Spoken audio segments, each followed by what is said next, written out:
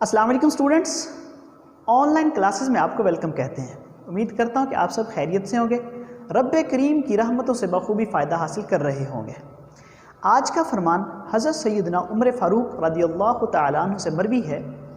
आप रदियल्लाहु तआला अन्हु फरमाते हैं कि आका करीम सल्लल्लाहु अलैहि वआलिहि वसहबिहि वसल्लम का फरमान रहमत निशान है।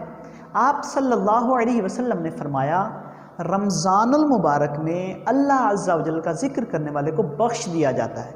और फिर फरमाया, इस माह में अल्लाह अज़्ज़ा व जल से मांगने वाला महरूम नहीं रहता। डियर स्टूडेंट्स, आपने इस हदीस मुबारक में सुना कि रमज़ान मुबारक में जो भी अल्लाह का ज़िक्र करता है उसे बख्श दिया जाता है। तो जितना हो सके ज़्यादा से ज़्यादा अल्लाह अज़्ज़ा व जल का ज़िक्र करें। इसी तरह अल्लाह अज़्ज़ा व जल से अपनी जायज़ और अच्छी ख्वाहिशात का इजहार करें। इंशाअल्लाह आपकी तमाम ख्वाहिशात और जायज़ इजहार या जायज़ दुआओं को ज़रूर पूरा किया जाएगा। अल्लाह से दुआ है अल्लाह अज़्ज़ा व जल मुझे और आपको सही मायनों में रमज़ान मुबारक की एहतराम करने की तौफ़ीक़ अता फ़रमाए और ज़्यादा से ज़्यादा अपनी बारगाह में झुकने की तौफ़ीक़ अता फ़रमाए। जज़ाकल्लाह। अब हम डिस्कस करते हैं अपने लेक्चर को। आज के लेक्चर में बेसिकली हम डिस्कस करने वाले हैं इक्विवेलेंट कपल्स और composition of couple. Dear student, अगर आपने बेसिकली हम इक्विवेलेंट ऑफ कपल्स का भी एक थ्योरम करेंगे और कंपोजिशन ऑफ कपल या कंपोजिशन ऑफ कपल का हम थ्योरम जस्ट करेंगे। ये इंपॉर्टेंट थ्योरम है दोनों। अगर आपने इक्विवेलेंट ऑफ कपल को समझना है तो आपको ज़रूरी है कि आप मेरे प्रीवियस लेक्चर को सुन लें। प्रीवियस लेक्चर में हमने क्या डिस्कस किया था? जो कुछ हमने प्रीवियस लेक्चर में डियर स्टूडेंट्स डिस्कस किया था वही हमारे पास आज के लेक्चर में रिपीट होगा। सो हमारा प्रीवियस लेक्चर क्या था? अगर आप किसी ने नहीं सुना तो मेरा लेक्चर नंबर 11 कंपोजिशन कपल और मूवमेंट ऑफ कपल या expression for movement of couple को ज़रूर सुन लें। मैं रिवाइज करवा देता हूँ, लेकिन अगर आपको डिटेल से समझना है तो वो प्रीवियस लेक्चर लाजिम सुनना होगा। कंपोजिशन ऑफ कपल क्या था? कपल बेसिकली अगर दो फोर्सेस जिनकी मिकदार सेम हो, यानी कि equal magnitude, like parallel forces opposite direction में किसी भी ऑब्जेक्ट पर एक्ट करती हैं डिफरेंट पॉइंट्स पर, हम उन फोर्सेस को कपल का नाम देते हैं। ओके डियर स्टूडेंट्स, और मूवमेंट ऑफ कपल हमने फाइंड आउट किया था कि कपल के साथ उसका मूवमेंट ऑफ आर्म के साथ मल्टीप्लिकेशन प्लस कपल, यानी कि कपल की जो दो फोर्सेस होती हैं, एक फोर्स को मूवमेंट ऑफ आर्म के साथ मल्टीप्लाई करवाया था, इसी तरह क्रॉस प्लस की फॉर्म में दूसरी फोर्स को मूवमेंट ऑफ आर्म के साथ मल्टीप्लाई करवाया था, तो हमारे पास मूवमेंट ऑफ कंप्लीट कपल आ गया था, जो कि हमारे पास एफ क्रॉस डी की फॉर्म में या पी क्रॉस डी की फॉर्म में या पी डी की फॉर्म में magnitude of movement of couple आया था। अगर किसी को मेरी बात ये समझ नहीं आई तो उसके लिए लाजिम है कि वो मेरे प्रीवियस लेक्चर को सुन लें। आज हम डिस्कस करने वाले हैं equivalent of couple. Equivalent of couple basically अगर आपको मैं थ्योरम है ये हम थ्योरम की फॉर्म में सॉल्व करेंगे, लेकिन अगर मैं आपको समझाना चाहूँ तो मैं कुछ आपको इस तरह समझाऊंगा। अभी मैं आपको इक्विवेलेंट ऑफ कपल का कॉन्सेप्ट देने जा रहा हूँ। Equivalent of couple, suppose that मेरे पास एक रिजिड बॉडी है, ये जस्ट मैं आपको कॉन्सेप्ट दे रहा हूँ। बेसिकली हमने सॉल्व इसका थ्योरम ही करना है इक्विवेलेंट ऑफ कपल का। हमारे पास एक रिजिड बॉडी है, इस पर एक फोर्स है जिसको हम सपोज दैट पी का नाम दे देते हैं, जो पॉइंट ए पर एक्ट कर रही है, और दूसरी फोर्स है माइनस पी जिसको हम नाम दे देते हैं पॉइंट बी पर एक्ट कर रही है। इक्विवेलेंट ऑफ कपल का मतलब ये है कि ये दो फोर्सेस हैं, इनका जो मोमेंट ऑफ कपल आएगा, यानी कि इनका जो मोमेंट आएगा,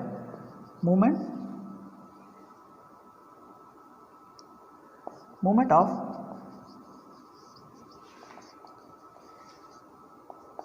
मैग्नीट्यूड ऑफ कपल जो होगा, यानी P माइनस पी का जो मैग्नीट्यूड होगा ये इक्वल आना चाहिए।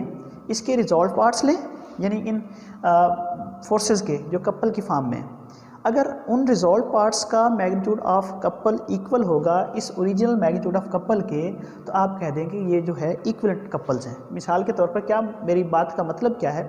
ये जो फोर्सेज हैं इनका मैग्नीट्यूड ऑफ कपल क्या आएगा? सपोज दैट इनका जो दरमियान आर्म है वो हमारे पास डी है, तो इनका मैग्नीट्यूड ऑफ कपल क्या आ जाएगा डियर स्टूडेंट? वो आ जाएगा पी डी की फॉर्म में। ओके, इसी तरह मैं इक्विवेलेंट ऑफ कपल की बात कर रहा हूँ, तो इक्विवेलेंट ऑफ कपल के लिए आपको करना ये होगा कि ये जो कपल हैं इनको इनके रिजॉल्व पार्ट्स में, यानी कि ये जो फोर्सेज हैं इनको इनके रिजॉल्व पार्ट्स में कन्वर्ट करना होगा। वो जो resolve parts of the force आएंगे उनकी हम वो कपल बनेंगे, उन कपल की हम मैग्नीट्यूड फाइंड करेंगे। अगर इन कपल की मैग्नीट्यूड जो रिजॉल्व पार्ट ऑफ फोर्स हैं और ये जो P माइनस P कपल की मैग्नीट्यूड इक्वल हुई तो हम कह देंगे कि ये इक्विवेलेंट कपल्स हैं। मिसाल के तौर पर आप P को कन्वर्ट करेंगे इसके रिजॉल्व पार्ट्स में, सपोज दैट आप इसको नाम देते हैं SQ का। इसी तरह आप रिजॉल्व पार्ट्स फाइंड आउट करेंगे माइनस P के, यानी कि माइनस Q और माइनस, आप इसको इस डायरेक्शन में कर लें, माइनस Q और माइनस S। तो अब ये कपल हमारे पास न्यू आ गया, S माइनस S और Q माइनस Q। इनकी हम magnitude of moment of couple find out करेंगे। अगर S minus S Q minus Q ये जो कपल हैं S minus S Q minus Q, इनकी moment of magnitude of couple equal आ जाए अगर इन कपल्स के, तो हम इनको कहते हैं equivalent couple. So dear students, equivalent couple को आपने समझा होगा। क्या है इक्विवेलेंट कपल? एक कपल ने उनकी moment of magnitude find out करें, यानी कि उनकी मोमेंट को हम फाइंड आउट कर रहे हैं। मोमेंट ऑफ मैग्नीट्यूड मैं इसलिए कह रहा हूँ ताकि हम डायरेक्ट रिजल्ट की जानिब जा रहा हूँ, मैं यहाँ पर P क्रॉस R की फॉर्म में नहीं आ रहा, मैं मैग्नीट्यूड निकाल रहा हूँ। अगर इनका मैग्नीट्यूड इक्वल आ जाएगा, ये जो हमारे पास न्यू कपल आए हैं S minus S Q minus Q, तो हम अगर इनका और इनका रिजल्ट इक्वल होगा तो हम कह देंगे कि ये कपल जो है इक्विवेलेंट कपल है। ओके, अब हम डिस्कस करते हैं इसके थ्योरम को। तो इक्विवेलेंट ऑफ कपल का जो थ्योरम है वो हमारे पास ये है कि the effect of couple upon rigid body is unaltered if it is replaced by any other couple of same moment lying in the same plane. वही बात जो मैं आपको अभी समझा चुका हूँ कि आप बेसिकली इक्विवेलेंट ऑफ कपल अगर आपको पता है तो आप कैसे करेंगे कि हमने वही कपल लेंगे, पहले कपल का moment of magnitude find out करेंगे।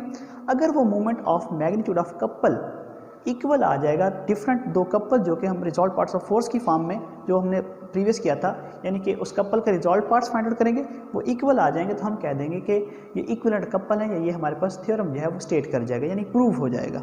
सो इस थ्योरम को हम प्रूव करते हैं। आपने लिखना है suppose that we have rigid body, consider we have a rigid body upon which a couple P minus P act. ये आपने सारा लिखना है डियर स्टूडेंट। इसके बाद लिखना है कि force P act at point A and force minus P act at point B। Okay, ये सारा लिखना है। Suppose that we have rigid body upon which couple P minus P acts, P force acts at point A and minus P force act at point B। ये लिखने के बाद आपने लिखना है कि movement consider D is the arm of couple P minus P, ये लिखना है। और फिर आपने लिखना है consider that G is the movement magnitude of movement of couple. वो सारा जो मैं बोल चुका हूँ वो आपने लिखना है। उसके बाद आपने लिखना है consider G is magnitude of movement of couple P minus P। तो मैग्नीट्यूड कैसे आ जाएगी डियर स्टूडेंट? G हमारे पास आ जाएगा P D की फॉर्म में। ओके, हम इसको इक्वेशन 1 का नाम देते हैं। डियर स्टूडेंट्स, यहाँ तक आपने क्या लिखना है? आपने लिखना है कि consider we have a rigid body upon which a couple P minus P acts, P force act at point A and minus P force act at point B। उसके बाद आपने लिखना है suppose that D is the arm of AB। उसके बाद आपने लिखना है consider G is the magnitude of movement of couple P minus P। So G हमारे पास किसके इक्वल आ जाएगा? PD की फॉर्म में। ओके, अब हम यूँ करते हैं कि ये जो फोर्सेज हैं इनको रिजॉल्व कर लेते हैं, यानी कि हम इसके पार्ट्स कंपोजिशन ऑफ पार्ट्स या रिजॉल्व पार्ट्स की फॉर्म में इसको डिवाइड करते हैं। अगर आपको रिजॉल्व पार्ट्स की बारे समझ नहीं आ रही मेरी बात की, तो आप यूँ करें, मेरा प्रीवियस लेक्चर एक है लेक्चर नंबर 2, वो आप ज़रूर सुनिएगा। उसमें मैंने डिटेल के साथ रिजॉल्व पार्ट्स ऑफ फोर्स के बारे में बताया हुआ है। उसी को मद्देनज़र रखते हुए लेक्चर सीरीज़ में जो लेक्चर नंबर 2 है resolve parts of the force वाला, वो आप ज़रूर सुने। उसी के रिस्पेक्ट में ही मैं इन फोर्स P और माइनस P को रिजॉल्व कर रहा हूँ या इसके कंपोनेंट्स को फाइंड आउट कर रहा हूँ। मैं कहता हूँ सपोज दैट ये जो फोर्स P है इसका एक कंपोनेंट है S और दूसरा कंपोनेंट है Q। ओके, इसी तरह ये जो माइनस फोर्स P है इसका एक कंपोनेंट है माइनस S और दूसरा कंपोनेंट है minus Q। Okay dear students, अब हमारे पास दो और कपल आ चुके हैं, एक S माइनस एस और दूसरा क्या है Q माइनस क्यू। ओके, अब आप ज़रा गौर करें, ये जो फोर्स S है at point A minus S at point B, ये दोनों क्या हैं, equal in magnitude, opposite in direction और एक ही लाइन पर या इनका लाइन ऑफ एक्शन सेम है, जिसकी वजह से ये एक दूसरे को कैंसिल आउट कर देंगे। आप लिखेंगे वी हैव रिजॉल्व पार्ट्स या components of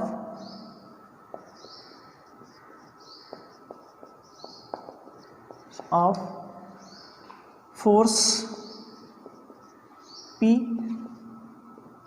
as S and Q. Similarly,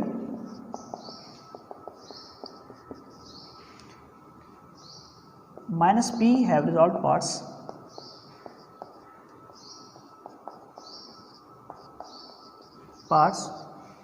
minus S and minus Q. Okay dear student, यहाँ तक लिखने के बाद आप लिखेंगे point force S through point, force S through point या from point A and force minus S through point B having same magnitude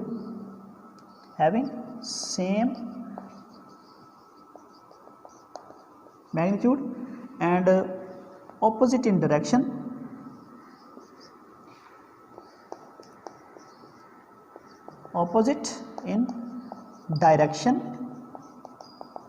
and line at and their line of action is same and their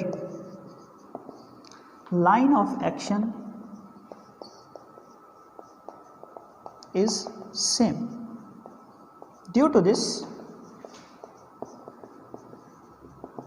they cancel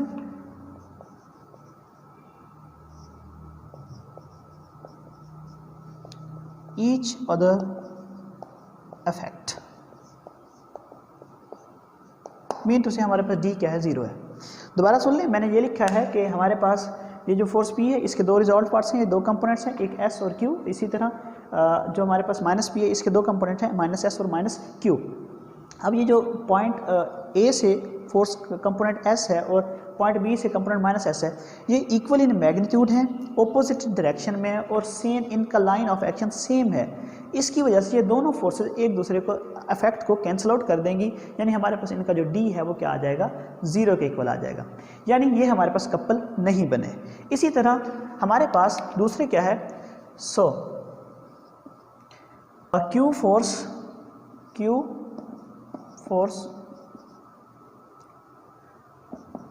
through point A and minus Q force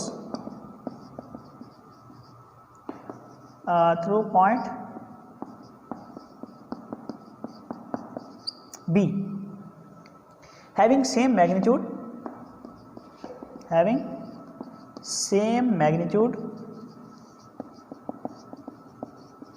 and opposite in direction and their line of action is different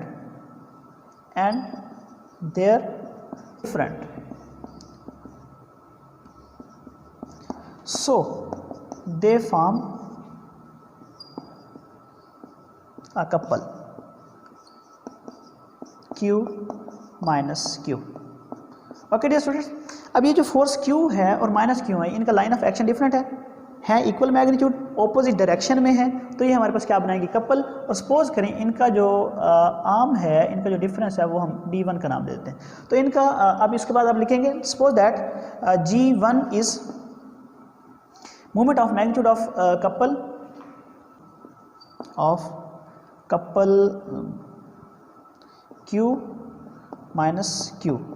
so it can be written as G1 किसके equal आ जाएगा dear student, G1 हमारे पास आ जाएगा PD1 के, इसको हम equation 2 का नाम देते हैं। ओके डियर स्टूडेंट्स, अब हमने बताना ये है, क्या बताना है, the effect of couple upon a rigid body is unaltered if it is replaced by any other couple of same moment lying in the same plane. यानी कि अगर आपके पास कोई भी कपल है उसको आप चेंज कर देते हैं किसी दूसरे कपल से, तो बॉडी पर कोई इफेक्ट नहीं पड़ेगा, यानी कि उनका मूवमेंट ऑफ कपल सेम रहेगा। ये हमने प्रूव करना है बेसिकली। अब हमने in force P minus P का तो movement of couple find out कर लिया है, और इसके जो रिजॉल्व पार्ट्स थे उनका भी कपल हमने फाइंड आउट कर लिया। हमने बताना ये है कि ये जो दोनों कपल आए हैं, sorry movement of the magnitude couple आई है, वो सेम है। ये हमने प्रूव करना था। अब हम यूँ करते हैं कि अब अप्लाई करते हैं वैगनस थ्योरम। वैगनस थ्योरम क्या था हमारे पास? वैगनस थ्योरम हमारे पास ये था, by definition of Varignon's theorem, by definition of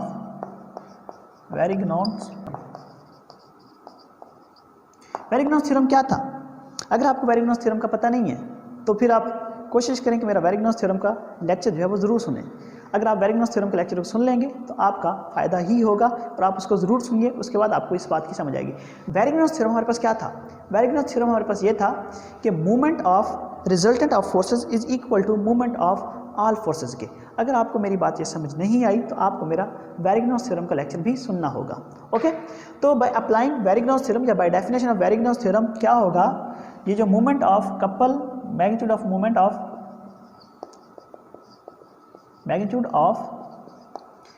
of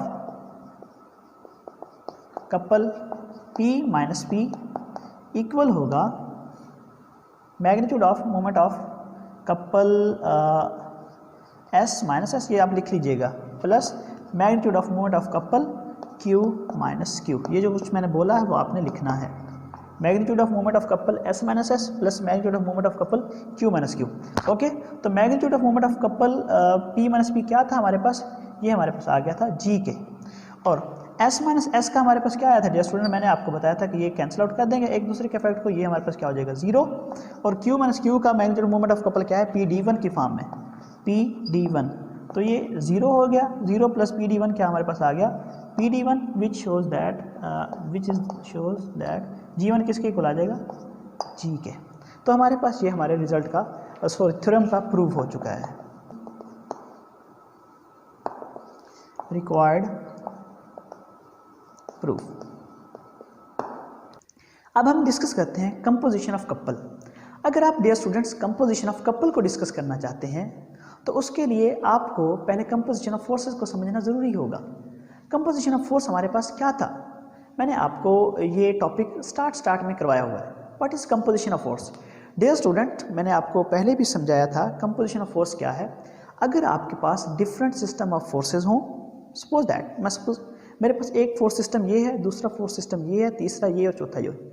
अगर ये फोर्स सिस्टम है, इन टोटल फोर्स सिस्टम को मैं एक सिंगल फोर्स सिस्टम की फॉर्म में कन्वर्ट करूं, और ये जो सिंगल फोर्स सिस्टम है ये इक्वल हो इस डिफरेंट सिस्टम ऑफ फोर्स के, तो हम इसको कहते थे composition of force.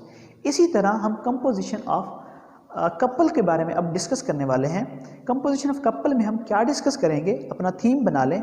Composition of couple में हम डिस्कस करेंगे कि हमारे पास डिफरेंट कपल्स हैं, उनका हम movement of magnitude find out करेंगे। वो जो movement of magnitude of couple होगा वो इक्वल होगा एक रिजल्टेंट ऑफ कपल के, यानी उन सब का एक रिजल्टेंट लेंगे, यानी उन सब को हम एक रिजल्ट की फॉर्म में कन्वर्ट करेंगे, वो सारे इक्वल की फॉर्म में आएंगे। ये हमारे पास है कंपोजिशन ऑफ कपल। अगर आपको मेरी बात अभी भी समझ नहीं आई तो आपको पहले मेरा previous lecture composition of forces सुनना होगा, जो कि लेक्चर नंबर 2 है, और इसका लिंक डिस्क्रिप्शन में दिया गया है।